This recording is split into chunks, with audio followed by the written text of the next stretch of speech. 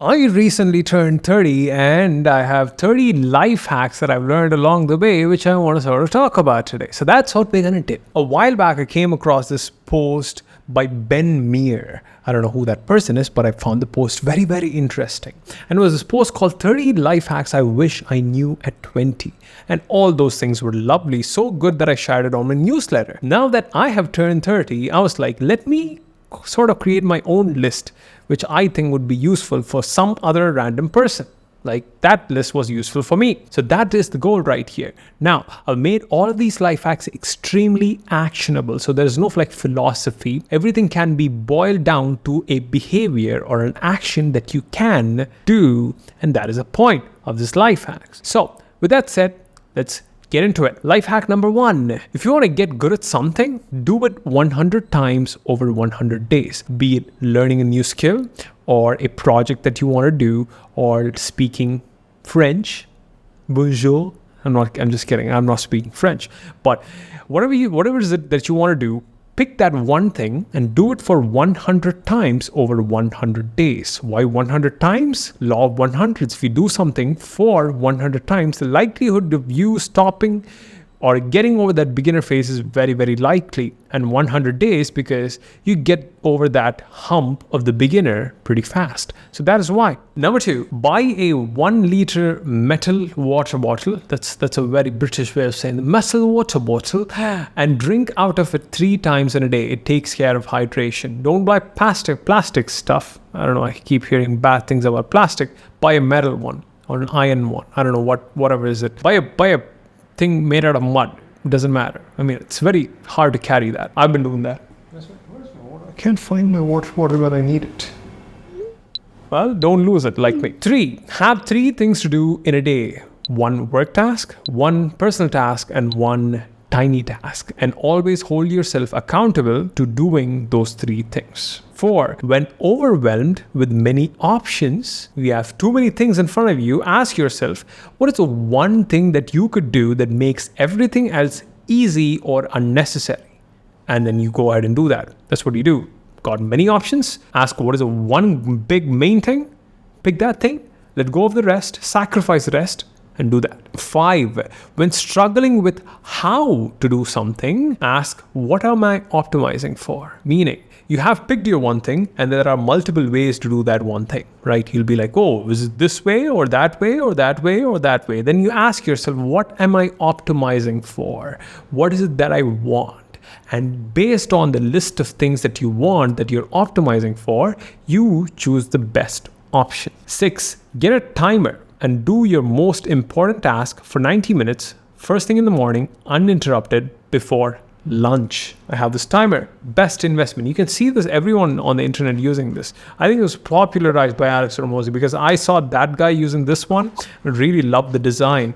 It's basically like you turn it and the time thing stop, it gets adjusted, and I just press the button like this, you hear that sound, and then, the thing goes and I do my work for 90 minutes, first thing in the morning before lunch. And that's a key thing right there. 1 thing a day, first thing in the morning, before lunch, get it done. 7, finish your workout in the morning because it's less likely to get done in the evening. I've tried multiple times to work out in the evening. Not happening. It's very hard. I'm just back to morning workouts. It's easier. I'm not able to do my work very first thing in the morning, but I wake up, I walk, I work out, I eat my breakfast and work. And all of that thing gets done by 12 o'clock. That's an awesome day right there. Number 8, don't take advice from people who has not done the thing that you want to do. Now, this is the age of advice. Everyone is giving out advice. Look at me, I'm giving out advice. Wonder why? Well, the thing is, you want to have a system or a filter, like you have a coffee filter for separating the bullcrap from the things that could actually be valuable to you. So the way I do it is, when someone is giving me advice, I look at them and say, do I want to be in their place? Do I like the life that they are living? This is the key thing, have they achieved the thing that I want to have achieved? If the answer is yes, I listen to them. If the answer is no, then I don't listen to them. I'll be like, hey, cool, that's like a nice piece of advice, seems to work for you. I don't want it. Thank you. That's my thing right there. So I don't take fitness advice from random people. I don't take business advice from random people. I don't take art advice from YouTube comments. That's another thing. A lot of folks have been taking some advice from YouTube comments. Like, don't know about the person, man. Really. That's the thing. Number 9, keep your ego in check by talking less and asking more questions. I know you might be like going, by watching this little video right here. This dude's talking a lot because my job right now in this point in time is to talk to you. So therefore I'm talking a lot. But most of the time when I'm having conversations with strangers or people or other people, I just tend to ask more questions. And here's another thing that I do. I act dumb. Yeah, I act dumb. Yesterday, I went to a watch store to talk to the guy who sells watches about how watches worked. I knew about a lot of things that he said, but I act dumb. Because sometimes they may say stuff that you do not know. And if you act wise, what happens is they don't say those things. And you lose the thing.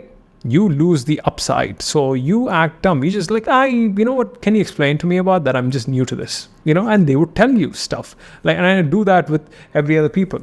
And sometimes this has also helped me to sort of separate the people who just talk versus separate the people who actually know stuff. I often talk to people, like some people give me marketing advice and like how to make YouTube videos and they've just started like a year ago. I'm like, oh, really? I'll be like, okay, good, cool, super, awesome. Right.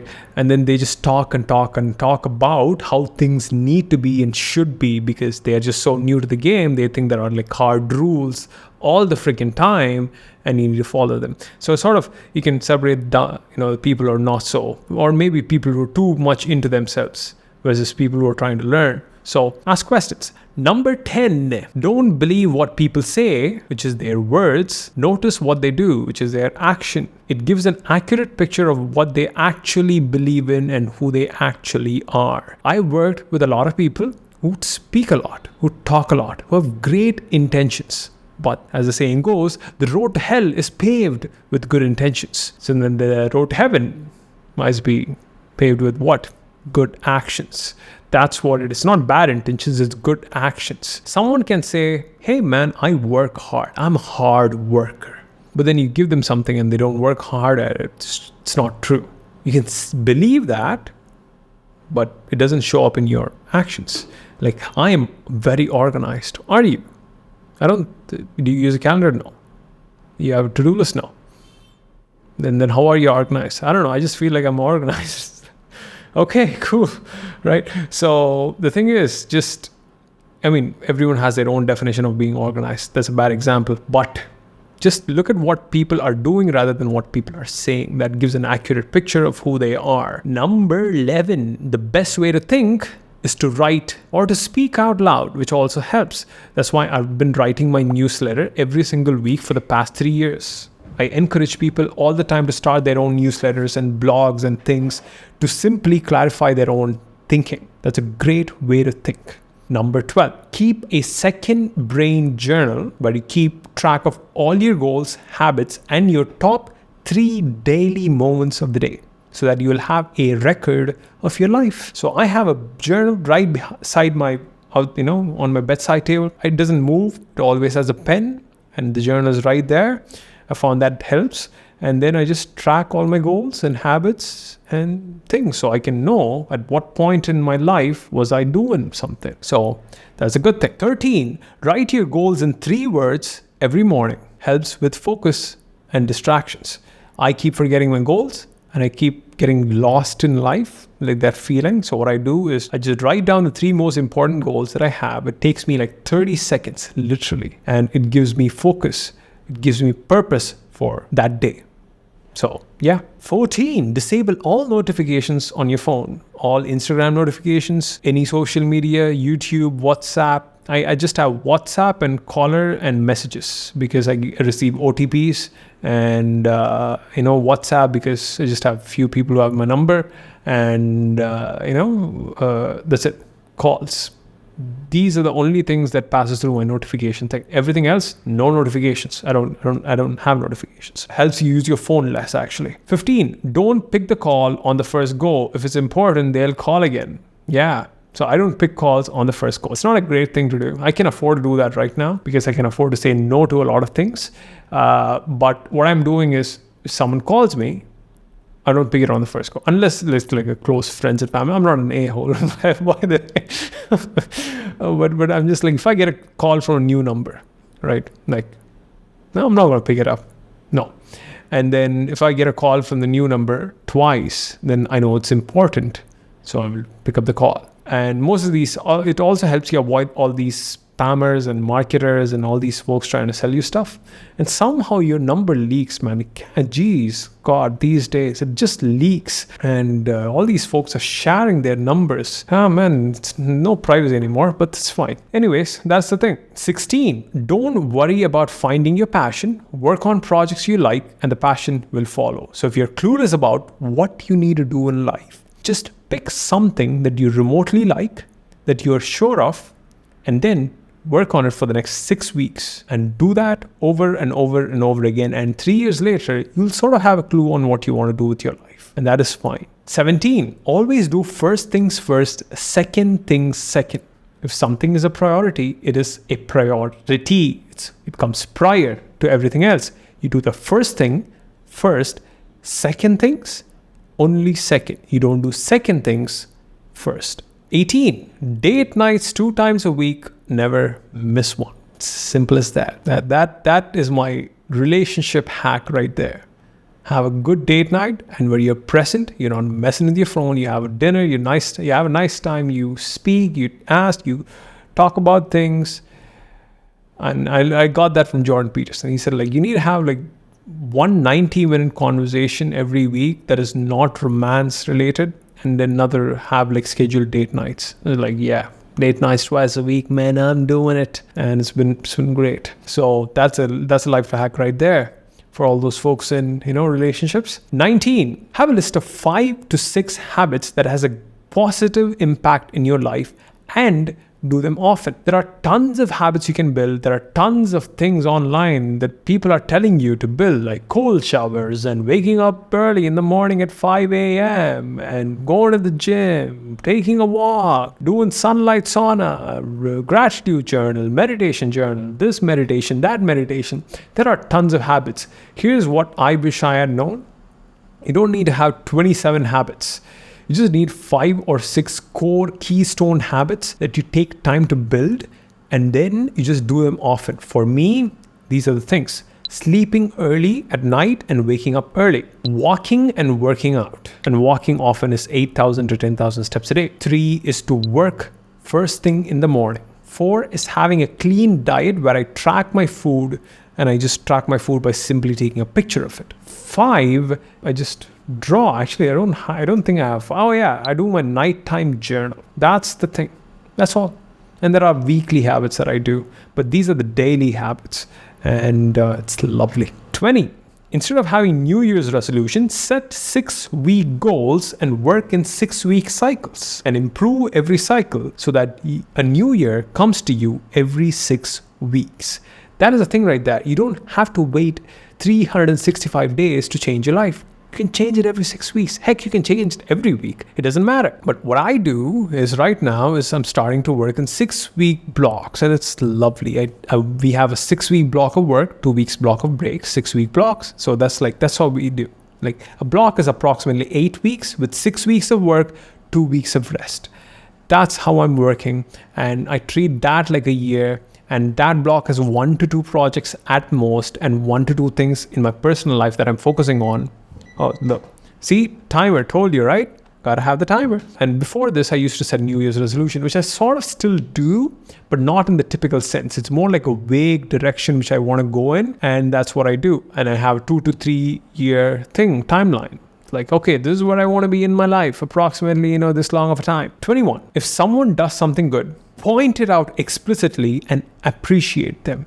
It's an easy way to make the world a better place. We as people are often very good at pointing out the negative stuff, right? We're like, if someone does something wrong, we're like, no, like, ugh, right? We do that. But we never appreciate the good stuff, and it's very hard for us. And the best way you can actually change the world for the better is by actually encouraging people to do more of the good things that they are already doing. That's so easy way to change the world. For example, if a waiter smiles at you when they are serving the food, I tip them and say, hey, thank you. I really appreciate that. Thank you. Thank you so much for being nice. Oh, aren't you supposed to be nice because you're getting paid to do? Yes, but it's a nice thing to acknowledge that. It's nice to be nice like that, of course. So I try to do that, and I've learned as a result of that sub point, encouragement is often a better leadership tactic than punishment ever will be. If you want a better kid, encourage them to do good things, meaning, or as in like after they have done good things, right? So it's like, that's what you do. It's like appreciate, encourage by pointing out explicitly the right good things. That's a good tactic right there. I hope I can do that with myself. I'm not able to do that with me though. I'm so critical of myself. Anyways, 22, pet a cat when you see one on the street. Keeps you from turning bitter and reminds you of the nice things in life. There's a beautiful white cat that just roams around my community. So it's like, it comes like, hello kitty little boy. It's like, ju. And then I just, let it go. I don't obviously make those sounds because it's very not so masculine of me. Right. But yeah, I just pet a cat when I see one on the street and say, good thing, kiddo. Good job on being a cat. I'm encouraging the cat to be a cat right there. So that's the thing. And then 23, do one thing at a time, be it habits or projects. If you're trying to build too many habits at the same time, lesson from future Kesh to the young Kesh, it's not going to happen. If you're trying to do too many projects at the same time, lesson from future Kesh to young Kesh, it's not going to happen. So do one thing at a time. Sequence, my friend, sequence. Jeez, don't be the donkey. You can actually drink and have the hay at the same time, but not literally at the same time. Oh boy, trucks. Anyways, number 24. Pick your battles. That's it. Meaning, don't pick the small battles actually. Pick the large ones. If someone cuts you off at the road, not worth the fight. Someone screams at you, not worth the fight. Someone says something that you don't like, not worth the fight. You know what's worth the fight? My goals. That's worth the fight. I'm going to go after those things. I'm going to put all my energy in that. I'm going to kill you with my success, and I'm going to bury you with my smile. That's my philosophy right there. That's a quote from an actor. Kill them with your success, bury them with your smile. I borrowed that right there. But so don't pick. I've fought for so many. The lesson actually basically came from me picking a lot of useless fights with random people. Not worth it, man. Like go in a fight with people. So with a guy who hit my car and broke my car. It's like, I paid for that. I fought like an idiot. I screamed and I was so angry, and I paid for the repair. You know what would have been better? Me saving all that energy and still having the repair done. Life happens. Lemons. Make a lemonade. You get the point, right? Now, 25. Make your bed every morning. It's a very small task that you can get done first thing in the morning, and it just makes my bed better, to be honest. I don't know if it has other benefits in life. I heard that from a Navy SEAL. There's even a book called Make Your Bed. It's one of my favorite books, by the way. But I don't know if it does anything else in other parts of your life, but man, your bed is nice when you get back at home at night. It's very clean. It's nice to sleep in that. So make your bed every morning. And 26, track all your expenses in a phone app under 30 seconds by placing a widget in your home screen. This can also be extended to anything that you want to do repeatedly. Place a widget on your home screen and then set a cue for that habit that whenever you do that behavior, you do that thing. So for me right now, when I hear the ding notification on my phone where I've spent something using my card, I then open my phone, click, type in the expense, put a category, and save it in. I have expense trackings for like over 2 years right now. because I've just been following this thing. And as a result of that, I'm mindful of my expenses. I'm like, okay, man, I'm spending too much in this month. Next month, I'm going to cut down here. It changes your behavior. What gets measured gets managed. Simply bringing awareness to something, like me, even I've done this, I do the same thing for my food. Like whatever I'm eating, I take a picture. Like I have a shortcut to I've created a group called Food Log, right? And it's just me in there. Whenever I eat something, before eating it, I take up my phone, open up this thing, click one, take a picture, and then send it. See, it's like steps. And then you just train yourself like a dog, right? It's like 1, 2, 3, here's a candy, boom. That's how you do it. So that's one thing. So 27, save money as often and as much as possible. So I have approximately 6 to 8 months worth of expenses. Let me check. Wait. I have 6 to 8 months worth of expenses for my personal and for my business, always at the bank account. 6 to 8 months. Let me check. So we have around about 4. Let me see how many months do I have.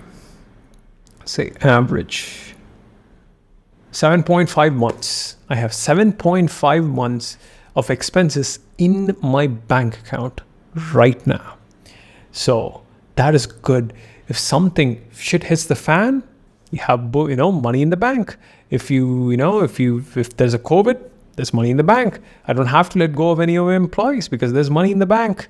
I can pay them, right? And everyone is happy and secure and feel nice as a result of having money in the bank. So have 6 to 8 months worth of expenses and just make a lot of money. Actually, that's another tip right there. Sub tip: just make a lot of money. Saves a lot of problems. Whoever said money doesn't buy happiness, they're wrong. It doesn't buy happiness, it just saves you from a lot of sadness. So 28, want to build a habit? Do a 2-minute version of it. That's it. If you want to start building a habit, do a 2-minute version. I have many cases like this. I want to start working out right after COVID. And you know what I did? I did one sun salutation every morning. It took me 2 minutes. And right now I work out every day. That's how you do it. I wanted to draw. I wanted to form a habit for drawing. Right now it's my life. And you know how I started it? Started drawing for 6 minutes a day. It's not 2 minutes, but it's 6 minutes. And then drew more. I got good. I got, more feedback as a result of that. And I got good at that. So if you want to do a habit, do a 2-minute version of it first for a period of time before scaling it up. 29, cultivate a growth mindset. That is the only mindset you need. So how do you cultivate it? Read the book Mindset by Carol Dweck and then try to change behaviors based on that mindset. I'm not going to say much about that. That's best mindset trick you can ever have. And 30, last but not least, this is not the best life hack, but this is a life hack, and I really like this one, which is have a personal lifetime library. Meaning, it's a library of books that you have personally curated for a lifetime that you are going to read and reread over multiple years. And this forms the basis of your philosophy. And for me, that is very, very important because that philosophy is my operating system. My operating system is my code. My code is the way I think, and the way I think is the way I act. The way I act is what will bring me the results that I want in life, and my external life will be a result of my actions, which is based on my philosophy. And all of that is coming from these books and people I'm learning from. So some of the books in my lifetime library. Bhagavad Gita for children. That is number 1. The original Bhagavad Gita was too deep for me. So I took the children's book version. That's another life hack right there. If you can't understand something, buy the children's version of that and just read that. Bhagavad Gita for children. And Make Your Bed. Rework by Jason Fried. One Thing by Gary Keller and Jay Papasan.